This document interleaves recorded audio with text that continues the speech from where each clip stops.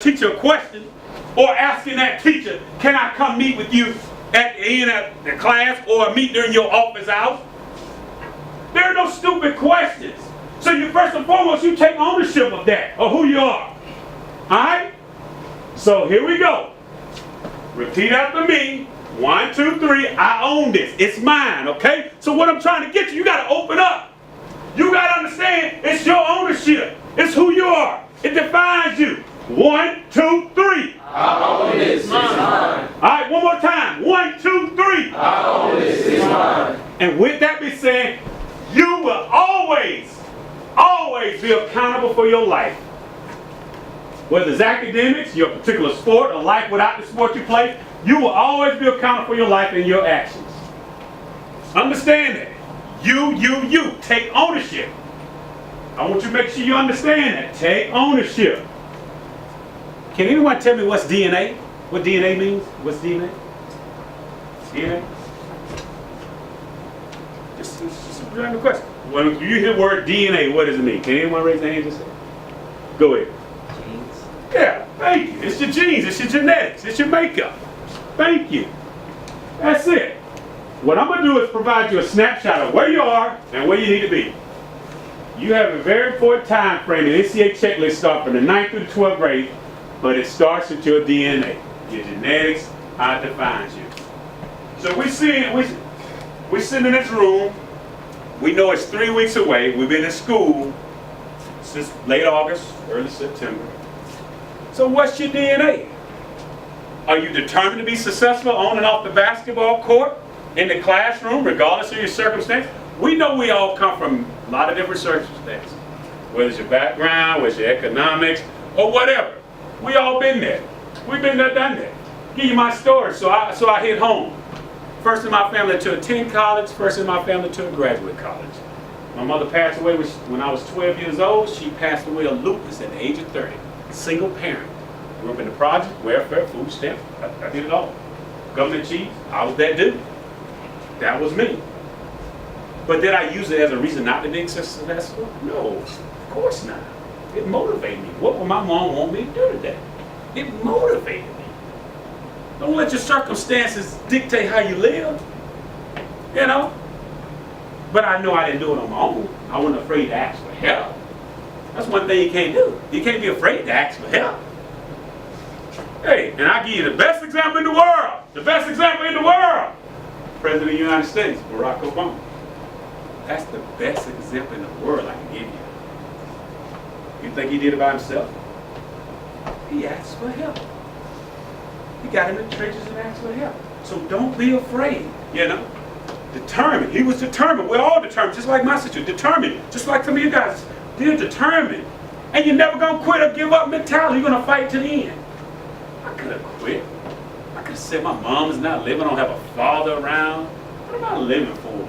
You know, mom didn't see me grow up. I could have quit. But it's a never quit mentality. Understand that. Hey, always displaying a good attitude. Understand. Like when Coach said, I think Coach said it, I heard him say, hey, you guys passed by him and didn't even speak. So I'll listen to stuff. I'll listen. Can't y'all come back out here and say, and he's right about that. How can you pass by your coach and not speak? How can you pass by an individual and not speak? You cannot have that mentality. It's always displaying a good mentality. Expecting a positive outcome about life and success. That's your DNA. What's going to be the DNA of your team? What's the DNA of your academic life? What's the DNA of your social life? Understand that. What is your DNA? So I gave you 1 point saying listening and communication skills, taking ownership. So I can make sure y'all remember this. Now I'm going to quiz you at the end. Just so. But take ownership and DNA. Those are some good points that really hit home, guys. Those are some things you're going to remember that. And we're going to get more. So my vision was like, hey, my vision is coming here talking to you guys. One reason I started AAC was coming in being able to talk to you and share a message with you. Because the rules and regulations are changing for you. I can assure you that. And when I go over it, it's going to hit home. It's going to hit home. And some of y'all are going to think like, wow, this really affects me. Because August 1st, 2016, there are going to be a lot of casualties, academic casualties, for school and everything we got. If they don't know the rules and regulations, the parents or guardians, someone not involved, we all gonna take ownership of this. You have a resource with me. I'm gonna give you my card, I'm gonna give you my number. You're gonna be able to keep in touch with me, social media, text, any aspect, you're gonna be able to keep in touch with me. You're gonna be able to ask me any question you want. So understand it before we leave here today. That's the reason. To help you succeed academically, athletically, socially, spiritually, physically. See right here, check this out. Very important facts. Guys, there are 110,000 high school students participating in sports just in Tennessee alone. There's 402 public and private high schools here in the state of Tennessee. Across the country, 7.4 million students participate in high school sports across the country. I tell you, and the numbers are only going to get more and more. You know, and this is a key piece of it right here now. It's like, in some schools, there are 700 students to one counselor ratio in some schools. So you know, when you leave here, the coach can only do so much. You have to go depend on your counselors, know the NCAA academic requirements, information, because many of you raise your hand and say, hey man, y'all want to leave in college, hopefully have an opportunity. But you want to meet with your counselors, they got to do due diligence, do their work, to try to get your information in, etc., the transcripts, the PSAT, ACT. Understand, these are hardcore things that we're going to talk about that you need, you know. So much turnover with counselors. I don't know about here, but in a lot of schools, so much time. And there's always a turnover, a new influx of new students every year. Like I had you raise your hand, 9th, 10th, 11th grade, 12th grade. It's important, and we're going to talk about that. 46,000 student athletes, 19,000 teams, 1,100 colleges across. Division I, almost 350 Division I programs, 300 Division II programs, 450 Division III programs. Now that's the kicker. There are 173,000 student athletes in Division I, 109 in Division II, 183,500 in Division III. Only 3%. Look at that. Only 3% of 538,700 high school students have moved from high school to NCAA. Less than 1% of the 18,000 student athletes in men's basketball moved from the NCAAs to the pros. The NCAA is committed to, you know, but I just wanted to give y'all some stats so y'all see. And it's big business too now. Big business. Division I provide $2.7 billion in athletic scholarship. Very few become professionals. They're huge investment. Let me break this out. Huge investment right here. Huge investment. Let me give you an example. So say for instance, I was a head coach. So I used to be assistant at Mercer. So I'm just giving you the highest what it costs for tuition. Mercer University, when I was assistant there at Mercer, it costs close to $40,000 a year to go to school. It's a private school. All right. So imagine if you stayed there 4, maybe 5 years, you're a redshirt. So what is that? $200,000 there. If you stay there, there's a lot of your scholarships. Then on top of that, we gear you up now. You know you guys like the gear. Who likes the gear in here? Who likes dressing up the gear, the Nike, or all that stuff? You like the gear? Who likes to travel? Good. Who likes eating good, living good? That's the investment. You know, when I was head coach of Tennessee State, I took my team to Hawaii. I took to Hawaii for a whole week. All those people paid to Hawaii. Those are some of the things you do. A lot of the Power 5 conferences, you know, SEC, all this stuff, they charting jets, where they flying guys on jets.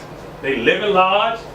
So some of the investment is higher. A few years ago, Shabazz Navy, remember he wanted, did y'all watch Championship Shabazz? When UConn won a few years ago, Shabazz was like, they interviewed him and he left the game. He was like, they're nice, I still go to bed hungry.